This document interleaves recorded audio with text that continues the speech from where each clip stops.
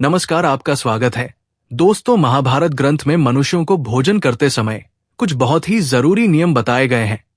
अगर कोई मनुष्य नियमों का पालन करते हुए भोजन करता है तो उसे आरोग्य के साथ ही सुख, समृद्धि और वैभव की प्राप्ति होती है। शास्त्रों में बताई गई ये नियम वैज्ञानिक दृष्टिकोण से भी परिपूर्ण है। इस प्रकार से भोजन करने पर मनुष्य सभी देवी देवताओं का आशीर्वाद प्राप्त करता है। अगर आप भोजन करते समय इन नियमों का पालन अवश्य करें तो आइए बिना देरी किए जान लेते हैं वो कौन से नियम है। पर उससे पहले अगर आपने चैनल को सब्सक्राइब नहीं किया है तो इसे सब्सक्राइब कर लीजिए, साथ वीडियो को लाइक करना ना भूले। सबसे पहली बात, भोजन करने से पहले 5 अंग, 2 हाथ, 2 पैर और मुख, इनको अच्छी तरह से धोकर ही भोजन करना चाहिए। भोजन से पहले अन्य देवता एवं अन्नपूर्णा माता की स्तुति करके उनका धन्यवाद देते हुए तथा सभी भूखे प्राणियों को भोजन प्राप्त हो, ईश्वर से ऐसी प्रार्थना कर कि भोजन को शुरुआत करनी चाहिए। भोजन बनाने वाली महिलाओं को स्नान करके ही शुद्ध मन से मंत्र जप करते हुए ही रसोई घर में भोजन बनाना चाहिए। सबसे पहले 3 रोटियां एक गाय के लिए, एक कुत्ते के लिए और एक कौवे के लिए अलग निकाल पर फिर अग्नि देव को भोग लगाकर ही घर वालों को खिलाना चाहिए। भोजन किचन में बैठकर ही सभी के साथ करे। प्रयास यही करना चाहिए कि परिवार के सभी सदस्य के साथ मिल बैठकर ही भोजन किया जाए। नियम अनुसार अलग अलग भोजन करने से परिवार के सदस्य में प्रेम और एकता कायम नहीं हो पाती है। भोजन का समय प्रातः व सायंकाल ही भोजन का विधान है, क्योंकि पाचन क्रिया की जठराग्नि हुई सूर्योदय से 2 घंटे के बाद तक पर एवं सूर्यास्त से 2.5 घंटे पहले तक प्रबल रहती है। जो व्यक्ति सिर्फ एक समय भोजन करता है वो योगी है, और जो 2 समय भोजन करता है वो भोगी कहा गया है। तीसरी बात, भोजन की दिशा, भोजन पूर्व और उत्तर दिशा की ओर मुख करके ही चाहिए। दक्षिण दिशा की ओर किया हुआ भोजन प्रेत को प्राप्त होता है।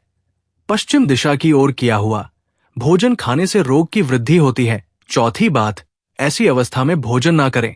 यहां पर बैठकर अर्थात बिस्तर पर बैठकर अपने हाथों पर रखकर है, या टूटे फूटे बर्तनों में भोजन कभी करना नहीं चाहिए। मलमूत्र का वेग होने पर भी भोजन करना नहीं चाहिए, अथवा अखिलेश के माहौल में भी भोजन करना अनुचित माना गया है। अधिक शोर शराबे के स्थान पर भी भोजन करना उचित नहीं।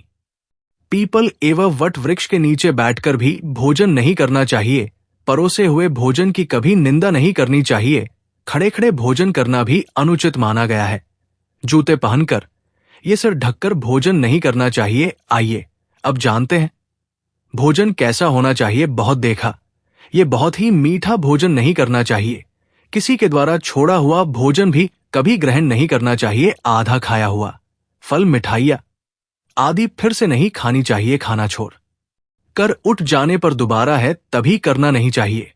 जो कोई भी ढूंढ और पीट कर खिला रहा हो वहां पर जाकर कभी भोजन नहीं करना चाहिए। पशु या कुत्ते के द्वारा छुआ हुआ भोजन कभी करना नहीं चाहिए। रजस्वला स्त्री के द्वारा परोसा गया भोजन भी करना अनुचित है। श्राद्ध का निकाला हुआ बासिया मुंह से फूंक मारकर ठंडा किया गया भोजन भी करना अनुचित है। बाल गिरा हुआ भोजन भी ना करें। अंदर युक्त अवहेलना पूर्ण परोसा गया भोजन भी कभी ना करें। कंजूस के द्वारा वर्षा के हाथ का शराब बेचने वाले कर दिया भोजन भी, और ब्याज का धंधा करने वाले व्यक्ति का भोजन भी कभी करना नहीं चाहिए। छठी बात, भोजन करते समय ध्यान रखें। भोजन के समय मौन रहे। रात्रि के समय भरपेट न खाएं। अगर भोजन करते समय बोलना आवश्यक है तो केवल सकारात्मक बातें ही करें। भोजन करते समय किसी भी प्रकार की समस्या पर चर्चा ना करें। भोजन को बहुत चबा चबा कर खाएं।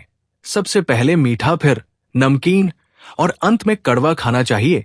थोड़ा सा भोजन करने वाले को और गे आयु बल सुख, सुंदर संतान और सौंदर्य प्राप्त होता है। साथ बुध भोजन के पश्चात क्या नहीं करना चाहिए। भोजन के तुरंत बाद पानी या चाय नहीं पीना चाहिए। भोजन के पर 4 घुड़सवारी, दौड़ना, बैठना, शौच आदि प्रकार के कार्य नहीं करने चाहिए। भोजन के बाद क्या करें। भोजन के पश्चात दिन में भोजन करने के पश्चात टहलना चाहिए और रात्रि के समय सो कदम टहलकर बाई करवट में लेटना अथवा वज्रासन में बैठने से भोजन का पाचन अच्छे से होता है। भोजन के घंटे के बाद मीठा दूध एवं फल खाने से भोजन का पाचन अच्छी तरह से होता है। भीष्म पितामह ने अर्जुन को दिया महत्वपूर्ण संदेश में कहा गया है कि जिस थाली को किसी का पैर लग जाए है, उस थाली का त्याग करना चाहिए। ऐसी थाली विस्तार के समान त्याज्य होती है।